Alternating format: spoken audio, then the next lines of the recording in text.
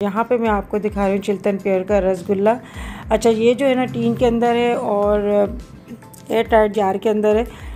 इसकी पैकिंग बड़ी अच्छी है। अच्छा, इसकी पैकिंग खोलने के बाद है ना आपको तकरीबन 24 घंटे के अंदर अंदर है ना इसको ख़त्म करना है, वरना इसकी अफादियत ख़त्म हो जाती है और ये जो है ना ख़राब होना शुरू हो जाते हैं। सबसे अच्छी बात है कि ये लीक नहीं होते और जायका जो है बहुत ही बेहतरीन होता है और इतने बड़े बड़े रसगुल्ले, और जब मैंने खाया ना मुझे बहुत ही अच्छे लगे। आप बैरून मुल्क भी इसको जो है ना भिजवा सकते हैं, ईद पे अपने प्यारों के लिए गिफ्ट भी लेके जा सकते हैं।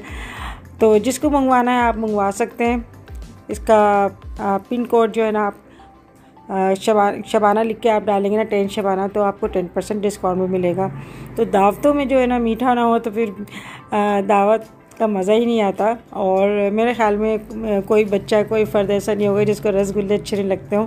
अच्छे रसगुल्ले सबको अच्छे लगते हैं। तो ये जो है ऐसा नहीं लग रहा कि ये टीन के अंदर मौजूद है, बिल्कुल ऐसा लग रहा था जैसे अभी हम जो है ना फ्रेश लेकर आए शॉप से।